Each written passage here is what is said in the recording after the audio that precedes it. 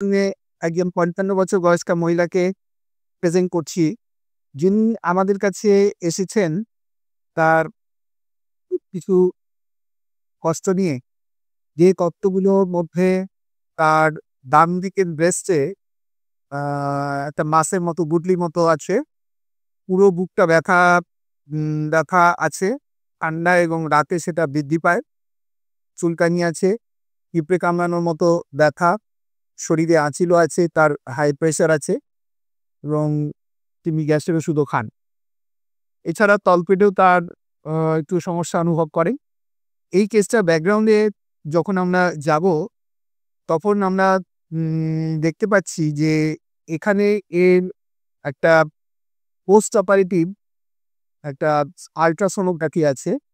এই post operative এবং post chemotherapy আম ultrasound করা হয়েছিল এবং পেশেন্টটা অ্যাকচুয়ালি আ ১ম এ সিএ সার্ভিক্স ছিল, অর্থাৎ ক্যান্সার ছিল সার্ভিক্সে, ইউটেরাসের সার্ভিক্স এন্ড ক্যান্সার ছিল। তারপর সেটা অপারেশন হয়েছিল এবং সেই অপারেশনের পর তাকে ৮ টা কেমোথেরাপি দেওয়া হয়েছিল এবং তার কিছুদিন পরে আবার হঠাৎ করে তার ওই রাইট ব্রেস্টে মেটাস্টেসিস ধরা পড়ে এবং মেটাস্টেসিস হওয়ার পর তাকে আবার কেমোথেরাপি দেওয়া হয়। কেমোথেরাপি দেওয়ার পর তাকে খুব একটা কিছু উপকার না হওয়ায় উনি আমাদের কাছে ফিরে আসেন এবং তখন ওনার যথেষ্ট আ একটা রয়েছে, লাম্প রয়েছে রাইট ব্রেস্টে। এছাড়াও তার একটা এবং প্যারাঅর্ডিক লিম্ব নোডগুলো এনলার্জ ছিল, বিশেষ করে রাইট অ্যাঙ্কিলাতে। এই অবস্থা নিয়ে উনি আমাদের কাছে এসেছিলেন এবং তার প্রিভিয়াস যে আমরা আম ইয়েগুলো দেখতে পাচ্ছি, বিশেষ করে তার হিস্টোপ্যাথোলজি রিপোর্ট, সার্ভিক্সের অপারেশনের পর সেখানে দেখাচ্ছিল ইনফিল্ট্রেটিং স্কোয়ামাস সেল কার্সিনোমা দেখাচ্ছিল এবং অর্থাৎ এটা একটা এস্টাবলিশড সিএ কেস ছিল এবং মেটাস্টেসিসও রয়েছে। এই অবস্থায় উনি খুব নাকশেল যদি আমরা বলি সংক্ষিপ্তভাবে, এই অবস্থায় উনি প্রায় ৮ টা কেমোথেরাপি দিয়েছিলেন। কিন্তু তাতেও তার সমস্যার সমাধান হচ্ছিল না। ব্যথা-ট্যাথা সবই ছিল। এমনকি রাইট ব্রেস্টে তার একটা মাস চলে এসেছিল।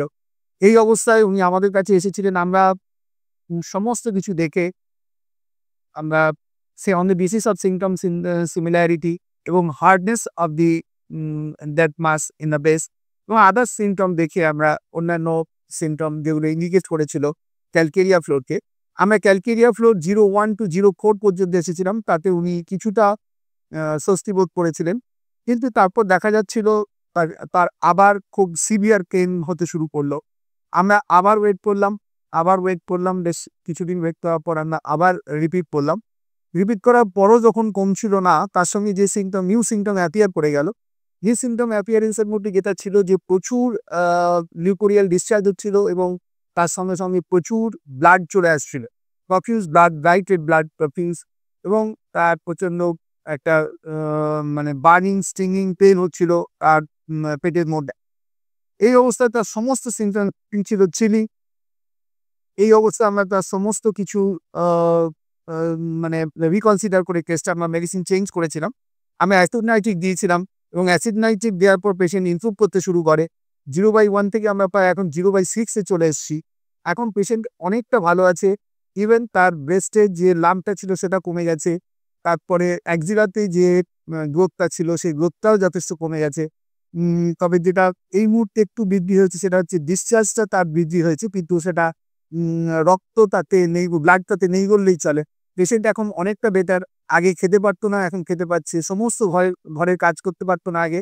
এখন সমস্ত হাউসহোল্ড ওয়ার্ক উনি করছেন। এবং এই মুহূর্তে উনি বেশ খানিকটা শক্তিও ফিরে পেয়েছেন। এখন যেটুকু সমস্যা আছে আমরা পরবর্তীকালে আবার আপনাদের আম দেখাবো আমাদের ফলো-আপ কেসে। এই মুহূর্তে পেশেন্ট কিন্তু যথেষ্ট ইমপ্রুভ এবং উনি বলবেন কি হয়েছিল আর এখন কেমন আছেন। বলুন, বলুন। স্যার আমি এখানে চিকিৎসা নিয়ে এখন আল্লাহর মতো অনেক ভালো। আমার বুকে অনেক ব্যথা ছিল, ব্যথাটা এখন কমে গেছে, অনেক কমছে। ব্যথা কমে গেছে এবং খাইতেও পারি, ভালো লাগে। এখন শুধু আমার সমস্যা হয় যে পেটে যে ইটা ডাকা দিছে ইটা যে টিউমারটা এইটা আরকি দিনে, দিনে একটু মানে বড় হইতেছে। এইটা চিনচিন করে ব্যথা করে। আর ওই পানিটা ভাইতে বেশি। এছাড়া বাদবাকি সমস্যা আপনি খুব ভালো আছেন। হ্যাঁ, ভালো আছি, খাইতে পারি এবং ভালো লাগে। আগে যে খারাপ লাগছিল, খারাপ লাগে না, ভালো লাগে।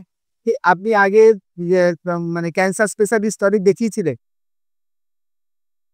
মানে যারা অপারেশন করেছিল ওদেরকে দেখাইছিলেন না? হ্যাঁ, দেখাইছিলাম। দেখিয়েছি। আমার তো বুকে জটিল হয়ে গেছিল স্যার। দেখাইছিস। হ্যাঁ। তাতে বুকে ব্যথাটা এখন কম আছে? না, বুকের ব্যথাটা অনেক কমছে স্যার। অনেক কমে গেছে আমার। আর টিউমারটা? টিউমারটাও কমছে। টিউমারটাও কমছে। বুকটা ব্যথাও করে না, এটাও কমছে আমার। এটা আর কোনো সমস্যা করে না। বুকের মধ্যে যেটা ফোলা ছিল না, ওইগুলো নাই তো আর। ওটা আর নেই। ওইগুলো না। ধন্যবাদ আপনাকে। আপনার বাকি যে সমস্যাগুলো আমরা দেখছি কি করা যায়। আপনাকে ধন্যবাদ এই কারণে আপনি আপনার যথেষ্ট আ সুন্দর করে আপনি আমাদের বলেছেন। আপনি আমাদের ওষুধ খাওয়ার পর কিরকম কতটা ইমপ্রুভমেন্ট হয়েছে এবং আর কি কতটুকু অসুবিধা আছে সেটুকু সুন্দর করে বলেছেন। হোমিওপ্যাথি ওষুধে দিয়ে কেসগুলোকে যথেষ্ট ভালো রাখা যায়। সারানোর কোনো প্রশ্ন আমি মা মানে আসেই না এবং বলিও না।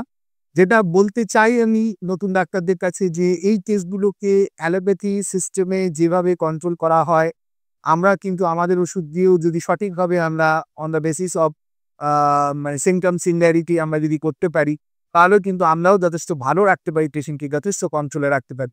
ধন্যবাদ। ধন্যবাদ আপনাকে আপনার সহযোগিতা করার জন্য।